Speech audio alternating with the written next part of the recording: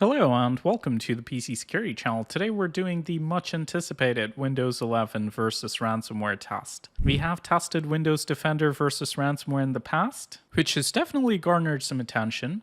Now we're going to redo the tests with Windows 11 to see if there are any major changes. This video is brought to you by Bravado. If you want a truly free VPN with advanced features, check them out using the link in the description or stay tuned till the end of this video. We have a fully up-to-date Windows 11 system over here with all of the cumulative updates. We've got Windows Defender fully turned on and ready to go. And on the other side, we have some of the most infamous threats from the last 5 years. All the ransomware you can find on the Wild West of the internet. And we're going to automate a test on this VM using our test script malx. So without further ado, let the testing begin. As you can see, threats are being blocked, as you would expect, by Windows Security. Keep in mind, these are well-known threats. We're going to do this test two ways. So first, we're going to have everything turned on, full access to the internet, and we'll see if this ransomware is blocked.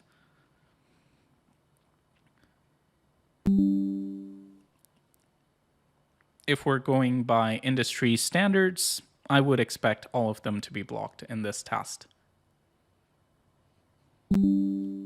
We're down to 73%, and so far we've not had a miss, which is good. If you remember, in the video with Windows 10, we did have a miss. It seems like that has changed with the updates. Now, interestingly, when I ran the test with Windows 11 stock install without any updates, it still had the same miss that it had with Windows 10. So make sure you update your systems, because otherwise it's going to miss ransomware that's years old.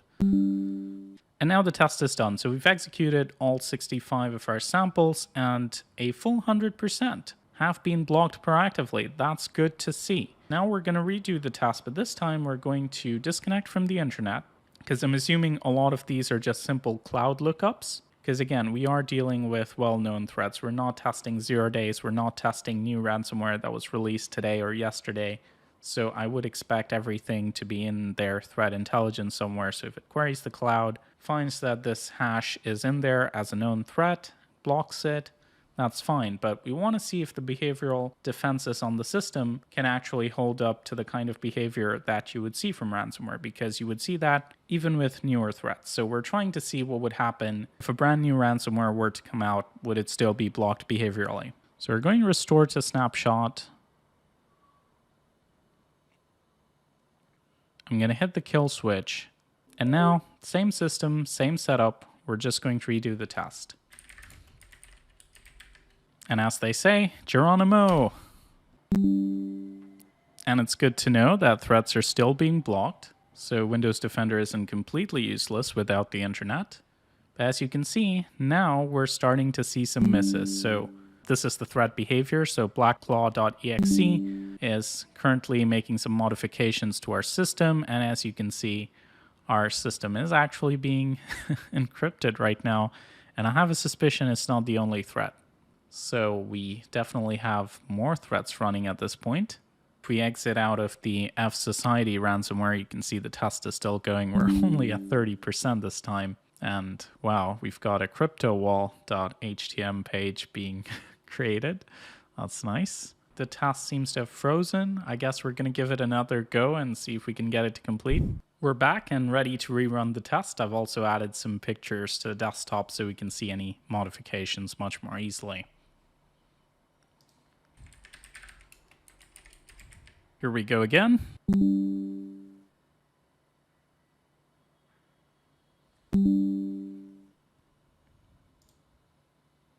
We're seeing the same behavior as before so far. And now we have the shell locker pop up. I'm not sure how nice it is to see an assortment of skulls on the desktop, but again, the main thing we're looking at here is whether or not it's going to encrypt stuff. But hey, I can't even do that because the screen is locked. I guess it's shell locked. That's the computer equivalent of shell shocked. Getting back in, and unfortunately, it's not good news. It looks like everything is encrypted. As you can see, the pictures on our desktop are no longer recognizable as pictures. And if we open one of these files, I think our fears will be realized. If we can even do that. Well, maybe we can't, because Shell Locker says, I think not. So there you have it. That's Windows 11 versus ransomware for you.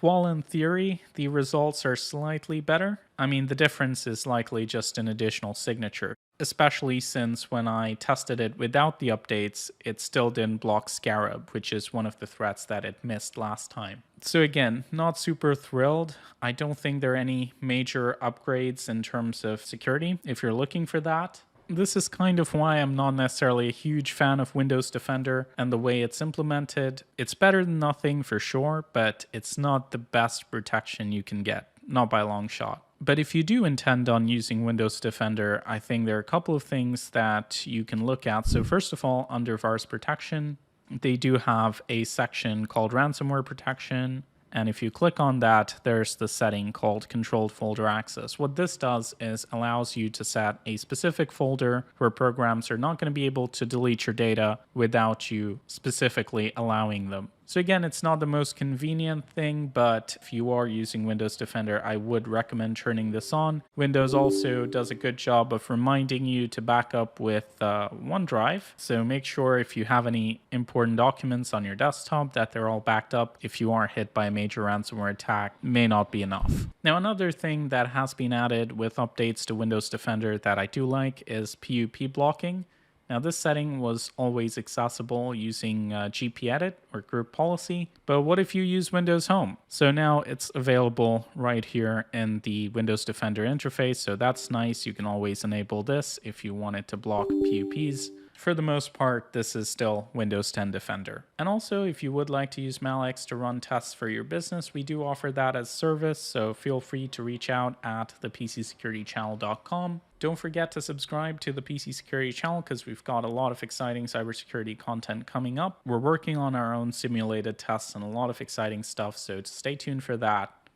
This video is brought to you by Bravado VPN. It's protected by Swiss privacy laws, allows you to safely access content anywhere in the globe, and has a free VPN that's actually usable. It gives you 10 gigabytes of data every 30 days, no logs, and 256-bit AES encryption. So if you want to try out a VPN that's truly free, give them a shot. Link in the description. It's absolutely free to download and start using right now, and you can get 10 gigabytes of data, which is actually usable. The application is super simple and easy to use. It's got a kill switch on the home screen. It's got lots of locations to choose from. But most importantly, I have done some research on these guys, and they actually use their own infrastructure. A lot of VPN providers, including some of the major ones, will lease out infrastructure, and that means you don't have control over the data. It depends on the infrastructure provider, but in this case, they actually own the infrastructure that they use. And as a result, you get very good performance, consistency, and also there's accountability in terms of security. I do come across a lot of VPNs, but this one has really got my attention. It's what I'm using primarily at the moment. So check them out using the link in the description. You can use it for free, so give them a shot and show them some love for sponsoring the PC Security channel. Thank you so much for watching. This is Leo, and as always, stay informed, stay secure.